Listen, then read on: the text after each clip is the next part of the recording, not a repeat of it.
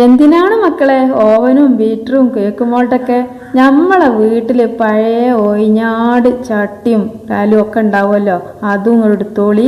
ഇതേമാതിരി വല്ല അലുമിനിയത്തിൻ്റെ ചായപാത്രമോ കുണ്ടൻ പാത്രമോ എന്തെങ്കിലുമൊക്കെ ഒന്ന് എടുത്തുകാണ്ട് കുറച്ച് ഗോതമ്പ് പൊടി ഉണ്ടെങ്കിൽ ഇതേമാതിരി ഇങ്ങോട്ട് നോക്കിയാണി എന്തോ ഒരു ഹൈറ്റും വെയിറ്റൊക്കെ ഉള്ളൊരു പഞ്ഞിക്കെട്ട് കേക്കാണ് നമ്മൾ ഉണ്ടാക്കിയെടുത്തിക്കണത്.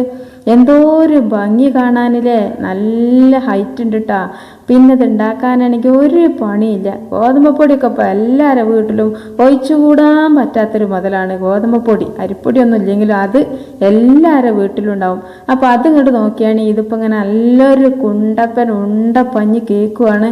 ഇതിങ്ങോട്ട് മുറിച്ചാലുണ്ടല്ലോ എത്രങ്ങാനും കഷ്ണം നമുക്ക് ആക്കാൻ വിചാരിച്ചിക്കുക. അപ്പം നിങ്ങൾക്ക് ഇനി ഒന്നും നോക്കണ്ട മക്കളെ, വേഗം അങ്ങോട്ട് ഒരുങ്ങിക്കോളിട്ടോ. വീഡിയോക്ക് താഴെ ഒരു ലൈക്കും ചെയ്ത് കണ്ട് അങ്ങോട്ട് കാണാൻ തുടങ്ങിക്കോളി. എന്നിട്ട് നിങ്ങൾക്ക് ഇത് മുഴുവനും കണ്ട് കഴിയുമ്പോൾ നിങ്ങൾക്ക് മനസ്സിലാവും, ഓ ഇത് ഇത്രയും നല്ല കേക്കൊക്കെ ഉണ്ടാക്കണേ നമ്മൾ അറിഞ്ഞില്ലല്ലോ എന്ന്.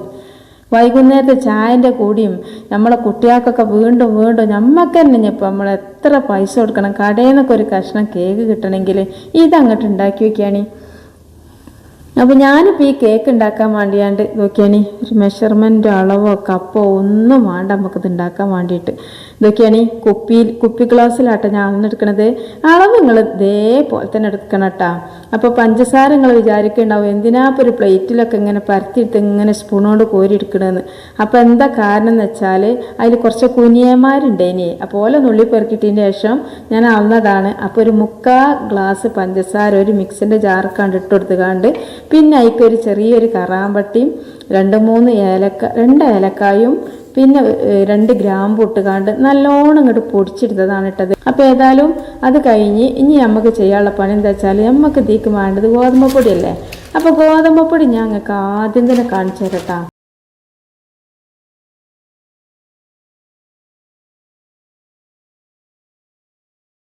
ഏതായാലും ഇങ്ങോട്ട് വയ്ക്കുകയാണ് ഞാനൊരു 1.5 ഗ്ലാസ് ഗോതമ്പ് പൊടിയാണ് എടുത്തുക്കണത്. നിങ്ങൾക്ക് വേണമെങ്കിൽ മൈദപ്പൊടി വെച്ചൊക്കെ ചെയ്യാം, പക്ഷെ ഗോതമ്പ് പൊടി ആകുമ്പോൾ ഇതിനൊരു ടേസ്റ്റ് വേറെ ഉണ്ടേ. പിന്നെ അതുമല്ല എല്ലാവരുടെ വീട്ടിലിപ്പോൾ മൈദപ്പൊടി എപ്പോഴൊന്നും ഉണ്ടാവില്ലല്ലോ, ഗോതമ്പ് പൊടി പിന്നെ എപ്പോഴും ഉണ്ടാവില്ലേ. അപ്പോൾ അതിന് എടുത്തോളിട്ടാ. ഏതായാലും കൊണ്ടുവയ്ക്കുകയാണ്. പിന്നെ എൻ്റെ അടുത്ത് ബേക്കിംഗ് പൗഡർ ഇല്ല, കാരണം നമ്മളടുത്ത് എല്ലാവരുടെ അടുത്ത് എപ്പോഴും ബേക്കിംഗ് പൗഡർ ഉണ്ടാവില്ലല്ലോ. അപ്പം ബേക്കിംഗ് സോഡ പിന്നെ എല്ലാവരുടെ അടുത്തും ഉണ്ടാവില്ലേ, ഒരു കലത്തപ്പൊക്കെ ഉണ്ടാക്കാൻ വേണ്ടിയിട്ടും എപ്പോഴും ഒക്കെ അങ്ങനെ കൊണ്ടുവന്ന് വെച്ചിട്ടുണ്ടാവും. പിന്നെ ഇത്തിരി 10 രൂപ കൊടുത്താൽ അത് എത്രങ്ങാനും കിട്ടും. അപ്പോൾ ലേശം കൊണ്ടുവന്ന് വെച്ചോളേണ്ടി. അതിനൊരു 1/2 സ്പൂണ്, ഒരു 1/2 ടേബിൾ സ്പൂണ് ബേക്കിംഗ് സോഡ, അതായത് അപ്പക്കാർ ഇട്ട് കൊടുക്കുക. ഒരു പിഞ്ച് ഉപ്പ് ഒരുപാട് ഇട്ട് കൊടുക്കേണ്ട, ഒരു പിഞ്ച് ഇട്ട് കൊടുത്തിട്ട് ഇതേപോലെ എല്ലാം കൂടി ഒന്ന് ഇളക്കിയതിന് ശേഷം നല്ലോണം എന്നിട്ട് അരിച്ചെടുത്തോളി. എന്തിനാ വെച്ചാൽ ഇതിലിപ്പോൾ പീക്കളോ ഒന്നും ഉണ്ടായിട്ട് അരിച്ചെടുക്കല്ല ഗോതമ്പ് പൊടിയിൽ. പക്ഷേ ഈ ഒരു പൊടികളുണ്ടല്ലോ ബേക്കിംഗ് സോഡൊക്കെ എല്ലായിടത്തും അങ്ങോട്ട് എത്തും ഇങ്ങനെ തരിച്ചെടുക്കുമ്പോൾ. പിന്നെ ഇതിൽ തരി വല്ലതും ഉണ്ടെങ്കിൽ അതും പോന്നോളും. അപ്പോൾ ചെറുതായിട്ടൊരു നുരുമ്പ് ഗോതമ്പത്തിൻ്റെ തരി ഉണ്ട്, അതങ്ങോട്ട് മാറ്റിയേക്കാം. ഇനി നമുക്ക് ഇതിലേക്ക് വേണ്ടത് ഒരു 3 കോഴിമുട്ടയാണ് കേട്ടോ. നല്ല റൂം ടെമ്പറേച്ചറിലുള്ള മുട്ട നോക്കിയിട്ട് തന്നെ എടുത്തോളി. നിങ്ങളെ വീട്ടിൽ ഫ്രിഡ്ജിൽ നിന്ന് മുട്ട എടുത്തുകൊണ്ട് നേരെ ഇതിലേക്ക് കൊണ്ടുപോയാണ്ട് ഇടരുത് കേട്ടോ. ആദ്യം തന്നെ നമുക്ക് കേക്ക് ഉണ്ടാക്കണം എന്നുള്ളൊരു മൈൻഡൊക്കെ ആണെന്നുണ്ടെങ്കിൽ മുട്ട ഫ്രിഡ്ജിലാണെങ്കിൽ 1 മണിക്കൂർ മുമ്പെങ്കിലും അതൊന്നെടുത്ത് മാറ്റി വെച്ചതിന് ശേഷം ഇതുപോലെ പൊട്ടിച്ചൊഴിച്ചെടുക്കുക. കാരണം റൂം ടെമ്പറേച്ചറിലുള്ള മുട്ട അല്ല എന്നുണ്ടെങ്കിൽ നല്ല തണുത്ത മുട്ട ആയാലും ഒരിക്കലും നമ്മളെ കേക്ക് നന്നാവില്ല, അത് ഹാർഡായി പോവുകയും ചെയ്യും. പിന്നെ ബീറ്ററിൻ്റെ ഒരു ആവശ്യമില്ല കേട്ടോ നമുക്കിത് ഉണ്ടാക്കാൻ വേണ്ടിയിട്ട്. കാരണം നമ്മൾ മുട്ട മിക്സിൻ്റെ ജാറിലിട്ട് കാണ്ടാണ് അടിച്ചെടുക്കുന്നത്. അതുകൊണ്ട് തന്നെ ബീറ്ററിനേക്കാളും നല്ലോണം ബീറ്റർ വെച്ചിട്ട് മുട്ട ബീറ്റ് ചെയ്യുന്നതിനേക്കാളും ബീറ്റായിട്ട് കിട്ടും ഇങ്ങനെ പഞ്ചസാര പൊടിയിൽ മുട്ട ഇട്ടിട്ട് ബീറ്റ് ചെയ്താൽ. അപ്പോൾ ഏതായാലും അത് മുട്ട 3 ഞാൻ പൊട്ടിച്ചൊഴിച്ചെടുത്തിട്ട് നിങ്ങൾക്ക് വേണമെങ്കിൽ 4 ചേർക്കാം. കാരണം അതിന് പകരം ഞാൻ ഇവിടെ ഒരു 1/4 ഗ്ലാസ് പാലാണ് കേട്ടോ ചേർക്കുന്നത്. അപ്പോൾ ഞാൻ ഇതിലേക്ക് ഇപ്പോൾ ഒഴിച്ചു കൊടുത്തതെന്ന് വെച്ചാൽ ഒരു 1/4 ഗ്ലാസ് ഓയിലാണ്. ഇനി പാലാണ് കേട്ടോ, 1/4 ഗ്ലാസ് പാല്. അപ്പോൾ നിങ്ങളടുത്ത് പാലില്ല എന്നുണ്ടെങ്കിൽ ഇളം ചൂടുള്ള 1/4 ഗ്ലാസ് വെള്ളം ഒഴിച്ചു കൊടുക്കുക. ഇനിയിപ്പോൾ അതുമല്ല നിങ്ങൾ വേണമെങ്കിൽ ഒരു 1/4 ഗ്ലാസ് പാലിനും ചുടുവെള്ളത്തിനൊക്കെ പകരം ഒരു കോഴിമുട്ട ഏറെ ചേർത്ത് കൊടുത്താൽ മതിയാവും. അപ്പോൾ ഇതാ ഈ ഓയിൽ സൺഫ്ലവർ ഓയിൽ തന്നെ വേണമെന്നൊന്നുമില്ല കേട്ടോ. നമുക്ക് സാധാരണ നമ്മളെ വീട്ടിൽ കട്ടിക്കൻ ഓയിൽ ഉണ്ടാവുമല്ലോ, ആ ഓയിൽ ഞാനിപ്പോൾ അതാട്ടോ ഒഴിച്ചു കൊടുത്തത്. സൺഫ്ലവർ ഓയിലല്ല, പക്ഷെ വെളിച്ചെണ്ണ ഒഴിച്ചു കൊടുക്കരുത്, അത്രയേ ഉള്ളൂ. നെയ്യ് വെളിച്ചെണ്ണ അത് ഒഴിവാക്കുക. സൺഫ്ലവർ ഓയിലോ നമ്മൾ സാധാരണ കട്ടിക്കൻ ഓയിലോ ഒഴിച്ചെടുത്താൽ മതിയാവും. എന്നിട്ട് ഒരുപാട് സമയമൊന്നും മിക്സ് ചെയ്യേണ്ട, കുറച്ച് സമയം ഒന്ന് അടിച്ചുകാണ്ട് ഇത്തിരി സമയം ഒന്ന് അടിച്ചെടുക്കുക. എന്നിട്ട് ഒരു പാത്രത്തിൽ ഒഴിച്ചെടുത്തിട്ട് പിന്നെ നമുക്ക് ചെയ്യേണ്ട പണി ഇതാണ്. നമ്മൾ ആ അരച്ച പൊടി ഉണ്ടല്ലോ, അത് നമ്മൾ ഇങ്ങനെ ചക്ക കൂട്ടാനൊക്കെ കൊടുക്കണ പോലെ കുത്തി കൊടുക്കരുത് കേട്ടോ. അങ്ങനെ ഒടിച്ചു കഴിഞ്ഞാൽ നമ്മളെ കേക്ക് ഹാർഡായി പോകും. കേക്ക് ചിലവരൊക്കെ പറഞ്ഞേക്കാം ഞാൻ എങ്ങനെ കേക്ക് ഉണ്ടാക്കിയാലും ശരിയാണില്ല, സോഫ്റ്റ് ആണില്ല. നിങ്ങൾ കാണിച്ച പോലൊക്കെ തന്നെ ഞാനും കാണിച്ചത്. നിങ്ങൾ നല്ല പഞ്ഞിക്കെട്ട് പൂച്ചക്കുട്ടിനെ പിടിച്ചണ മാതിരി ഉണ്ടേനു, നല്ലോണം ഇതാവുന്നുണ്ട്. പക്ഷെ ഞാൻ അതുപോലൊക്കെ ചെയ്തിട്ടും എൻ്റെ കേക്ക് അവിടെ അമ്പിക്കെട്ട് നിൽക്കുകയാണ്. മുറിച്ചിട്ട് വല്ല പട്ടികറ്റ മരക്കഷ്ണിട്ട് മുറിച്ചെടുക്കണ പോലെയാണ് ഇതെന്നൊക്കെ പറഞ്ഞ ഒരുപാട് പേരുണ്ട്. അപ്പോൾ അതിൻ്റെയൊക്കെ കാരണം എന്താണെന്ന് വെച്ചാൽ നമ്മൾ എത്രയാണോ ഡ്രൈ ഇൻഗ്രീഡിയൻസ് എടുക്കണേ അതിനനുസരിച്ചിട്ടാണ് നമ്മൾ മുട്ട, അതിൻ്റെ വെള്ളം, പാലൊക്കെ ചേർക്കേണ്ട, ഓയിലൊക്കെ. അപ്പോൾ അതൊക്കെ നല്ലോണം കണക്കിനനുസരിച്ചിട്ട് ശ്രദ്ധിച്ച് കഴിഞ്ഞാൽ തന്നെ നമുക്ക് കേക്ക് ഹാർഡാവാതെ കിട്ടുകയും ചെയ്യും. പിന്നെ നമ്മുടെ കേക്ക് ബാറ്റർ ഇതുപോലെ അധികം ലൂസും ആവരുത്, അധികം ടൈറ്റും ആവരുത്, അങ്ങനെയാണ് നിൽക്കേണ്ടത്. നല്ലോണം തിക്കായി കഴിഞ്ഞാൽ അത് ഹാർഡാവും, എന്നാലോ നല്ലോണം ലൂസായാലും ഹാർഡാവും. പിന്നെ ഇപ്പോൾ ഞാൻ ഇതിലാണ് കേട്ടോ കേക്ക് ഉണ്ടാക്കുന്നത്. ഇപ്പോൾ ഇതിപ്പോൾ എല്ലാവരും വീട്ടിലുണ്ടാവില്ലേ ഇങ്ങനത്തെ പാത്രങ്ങൾ. ഇതിപ്പോൾ നല്ലൊരു ചായ പാത്രം. ഇതിപ്പോൾ ഇതിൻ്റെ കൈയൊക്കെ പോയതിൻ്റെ ശേഷം ഇതിൽ ചായ ഒന്നും ഉണ്ടാക്കല്ലേ, പാലൊക്കെ കാച്ചാൻ എടുക്കുന്നല്ലാതെ. പിന്നെന്താ അറിയോ, ഇത് നല്ല ഹൈറ്റുള്ള കേക്കായി കണ്ടാണ് നമുക്ക് കിട്ടുക. അപ്പോൾ എന്താ വെച്ചാൽ നിങ്ങൾക്ക് കുറച്ചും കൂടി ഹൈറ്റ് കുറഞ്ഞ് നല്ലോണം വീതിയിൽ വട്ടത്തിലാണ് കിട്ടേണ്ടതെന്നുണ്ടെങ്കിൽ കുറച്ചും കൂടി വീതിയുള്ള, കുറച്ച് വട്ടം കൂടുതലുള്ള പാത്രം എടുത്താൽ മതി. ഇപ്പോൾ ഇതന്നെ വേണമെന്നൊന്നുമില്ല. നമ്മൾ വീട്ടിലുണ്ടാവില്ല സോസ്പാൻ എടുക്കുക, അല്ലെങ്കിൽ നമ്മൾ കടായി ഒക്കെ ഉണ്ടാവുമല്ലോ അതൊക്കെ എടുക്കുക. അപ്പോൾ കുറച്ചും കൂടി വട്ടത്തിലൊക്കെ കിട്ടും. പക്ഷേ എനിക്ക് വട്ടത്തിനേക്കാളും കുറച്ച് ഹൈറ്റുള്ള കേക്കാണ് കേട്ടോ ഞാൻ ഉണ്ടാക്കിയെടുക്കുന്നത്. അപ്പോൾ ഇതിൻ്റെ അടിയിൽ ഞാൻ ഇത്തിരി ഓയിലൊന്ന് പുരട്ടി കൊടുത്തതിന് ശേഷം ഒരു ബട്ടർ പേപ്പർ വെച്ചെടുത്തു കേട്ടോ. സൈഡൊക്കെ ഒന്നും ബട്ടർ പേപ്പർ വെക്കേണ്ട ആവശ്യമില്ല. സൈഡൊക്കെ നമ്മൾ ആ ഒരു ഓയിൽ ഇങ്ങനെ പുരട്ടി കൊടുത്താൽ മതി. അപ്പോൾ ഈ ഒരു ബട്ടർ പേപ്പർ നിങ്ങളുടെ അടുത്ത് ഇല്ലയെന്നുണ്ടെങ്കിൽ എന്ത് ചെയ്യുക, നമ്മുടെ കുട്ടികളുടെ അടുത്ത് ഉണ്ടാവില്ല A4 ഷീറ്റ്, അതൊന്ന് ഇതുപോലെ ഈ ഒരു പാത്രം വെച്ചിട്ട് കട്ട് ചെയ്തിട്ട് ഒരു തുള്ളി ഓയിൽ ഇങ്ങോട്ട് അതിന് പുരട്ടി കൊടുത്തുകൊണ്ട് വെച്ചെടുത്താൽ മതി. ഇപ്പോൾ ഓയിൽ പുരട്ടി കൊടുത്തില്ലെങ്കിലും കുഴപ്പമൊന്നുമില്ല, ഓയിൽ നമ്മളെ പാത്രത്തിൻ്റെ അടിയിലുണ്ടല്ലോ, അങ്ങനെ വെച്ചെടുത്താൽ തന്നെ മതി. പിന്നെ ഇപ്പോൾ ഞാനിപ്പോൾ കുറച്ച് ബദാം ഒന്ന് ചീന്തിയിട്ടും മുറിച്ച് കാണ്ടൊക്കെ ഇതിൻ്റെ മേലെ വെച്ച് കൊടുക്കുന്നുണ്ട്. അപ്പോൾ ബദാം വെച്ച് കൊടുക്കണമെന്നൊന്നുമില്ല, പക്ഷെ നമുക്കൊരു ഭംഗി കിട്ടാൻ വേണ്ടിയിട്ടാണ് കേട്ടോ ഈ ഒരു ബദാം വെച്ച് കൊടുക്കണേ. നിങ്ങൾക്ക് വേണമെങ്കിൽ ബദാമോ പിസ്തേ അല്ലെങ്കിൽ ടൂട്ടി ഫ്രൂട്ടിയോ എന്താണോ നിങ്ങളെ കയ്യിൽ, വല്ല ഇനിയൊന്നും ഇല്ലെങ്കിൽ അണ്ടിപ്പരിപ്പ് ഉണ്ടാവില്ല നമ്മളെ വീട്ടിൽ, അതും മുന്തിരി ഉണ്ടാവില്ല, കാഷ്നട്ടും പിന്നെ റൈസസൊക്കെ ചേർത്തെടുത്താലും മതി. എന്താണോ നിങ്ങളെ കയ്യിലുള്ള അത് വെച്ചെടുത്തോളി. ഞാൻ ഈ വെച്ചെടുത്ത് തന്നെ വെക്കണമെന്നില്ല. അപ്പോൾ ഏതായാലും ഞാനിപ്പോൾ ഇവിടെ കുറച്ച് ബദാം എടുത്തുകൊണ്ട് കട്ട് ചെയ്തതുപോലെ വെച്ചെടുത്താണ്. ഇപ്പോൾ കാണാനൊക്കെ നല്ല ഭംഗിയുണ്ടല്ലേ.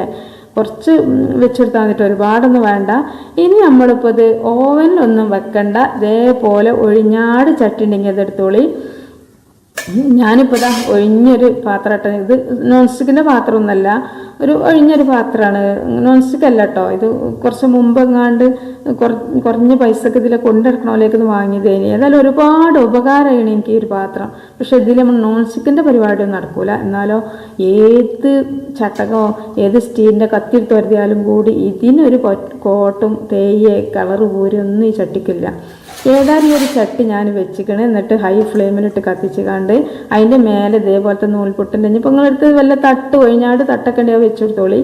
എന്നിട്ട് അതൊന്ന് നല്ലോണം ഇങ്ങോട്ട് ചൂടായതിന് ശേഷം 2 മിനിറ്റ് കത്തിച്ചാൽ മതി. എന്നിട്ട് നമ്മൾ ഈ ഒരു കേക്ക് ഇതിൻ്റെ മേലേക്ക് വെച്ചെടുത്തിട്ട് നല്ലോണം ലോ ഫ്ലെയിമിൽ വെച്ചിട്ട് ഇതുപോലൊരു പാത്രം കൊണ്ട് നമ്മൾ ആവി പുറത്തേക്ക് വരാത്തൊരു മൂടിയിട്ട് നമ്മളടുത്ത് ഇഞ്ചും ഇതൊക്കെ ചതുക്കണ ഉരലുണ്ടല്ലോ അതിൻ്റെ മേലേക്കൊന്ന് വെച്ചെടുത്താൽ വേണ്ടിയിട്ടാ.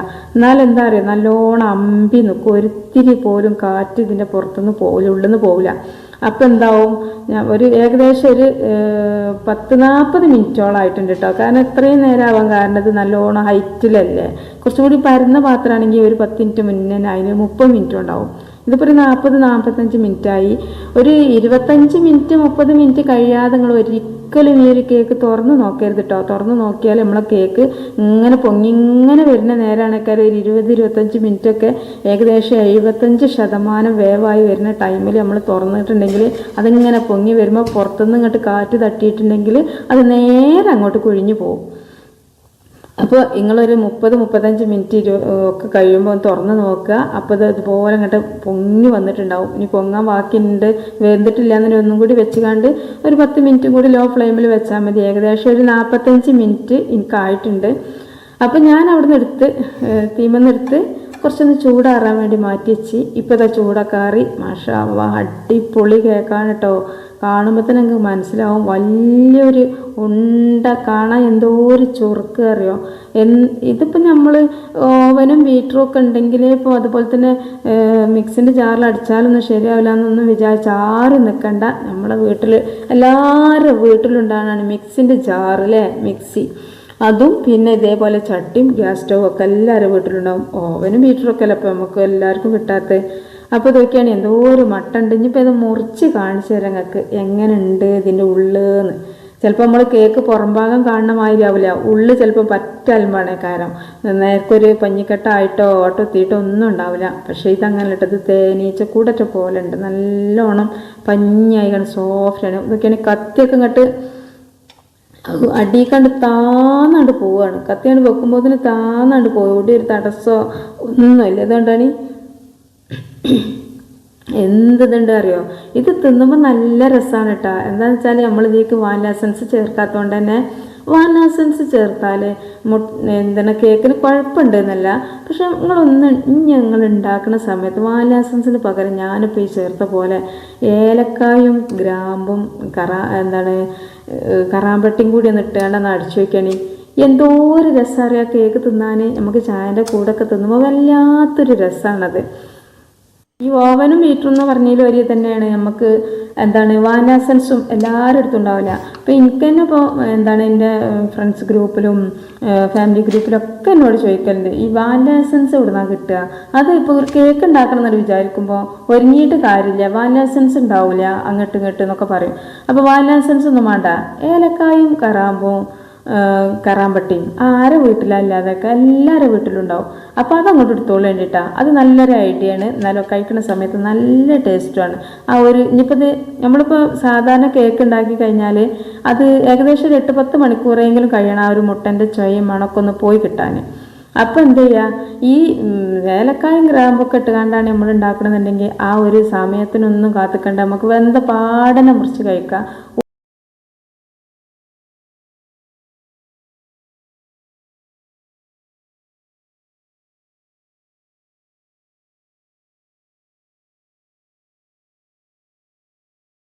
അപ്പോൾ ഏതായാലും നമ്മുടെ വീഡിയോ ഇത്രയേ ഉള്ളൂ. എല്ലാവരും ഉണ്ടാക്കുക. അസ്സലാമു അലൈക്കും വറഹ്മത്തുള്ളാഹി.